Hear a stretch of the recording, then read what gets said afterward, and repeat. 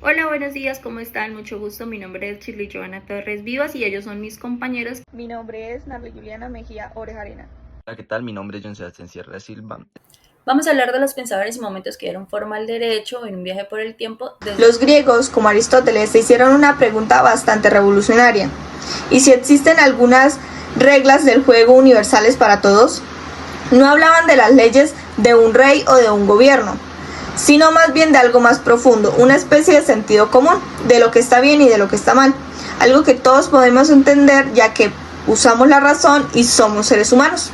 Es decir, todos sabemos que ayudar a alguien que se ha caído está bien, pero hacerle daño a propósito a alguien también sabemos que es malo, sin que nadie nos ponga una ley.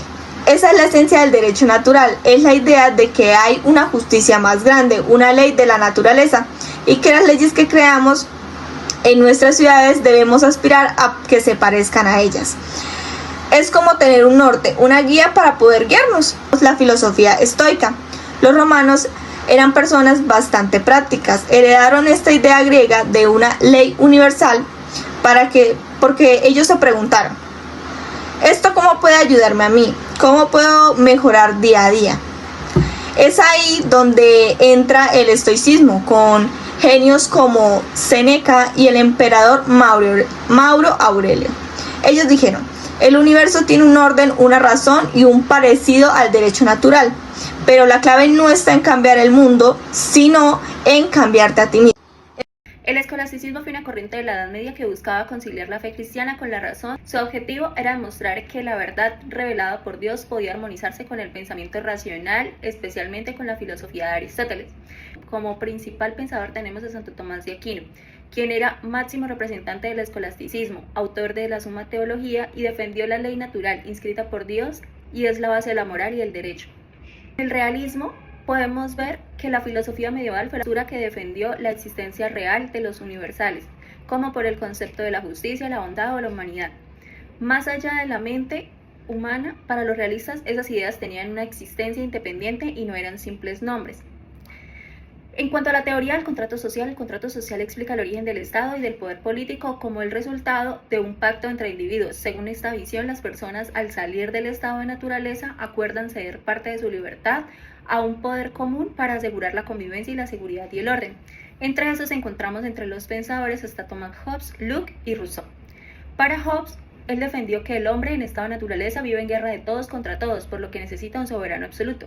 Para Locke, la idea del contrato social debía garantizar los derechos naturales como la vida, la libertad y la propiedad, y que el pueblo puede rebelarse si el gobernante falla. Para Rousseau, el contrato social propuso que la soberanía reside en la voluntad general, defendiendo una democracia participativa. ¿Qué podemos decir en cuanto a esto? Que el realismo defendió la existencia de universales y sentó bases para principios jurídicos universales, y la teoría del contrato social explicó el origen del Estado y la legitimidad del poder, inspirando las democracias modernas. El siglo XIX después de Cristo, con el positivismo jurídico, con corriente filosófica, positivismo jurídico. Encontramos que el positivismo jurídico sostiene que el derecho es válido únicamente si está creado por una autoridad competente y de acuerdo con un procedimiento formal.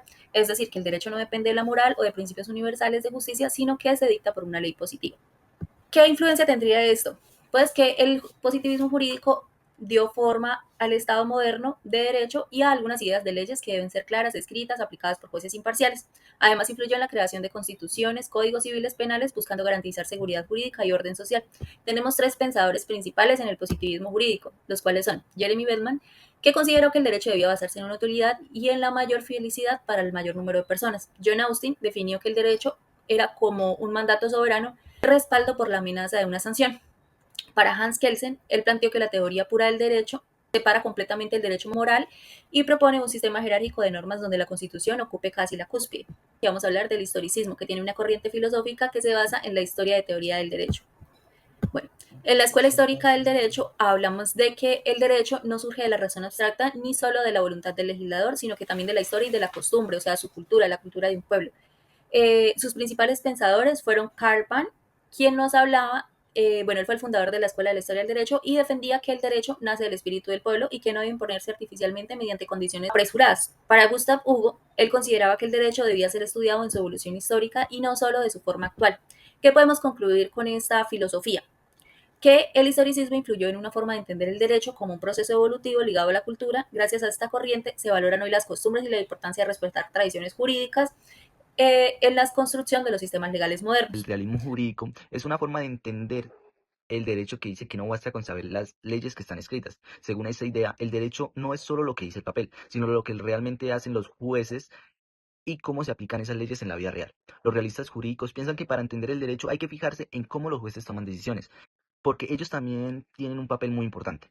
Estas decisiones no siempre dependen solo de las normas, sino que factores como la política, la sociedad e incluso la personalidad del juez. Por eso el derecho es más un fenómeno social que un conjunto de reglas físicas. Un ejemplo muy claro en el que podemos entender este realismo jurídico es en la toma de decisión del juez. El juez no solo se basa en normas escritas, sino que él también valora contextualización del caso, lo social, lo económico, valorando pruebas y hechos para así resolver ese conflicto.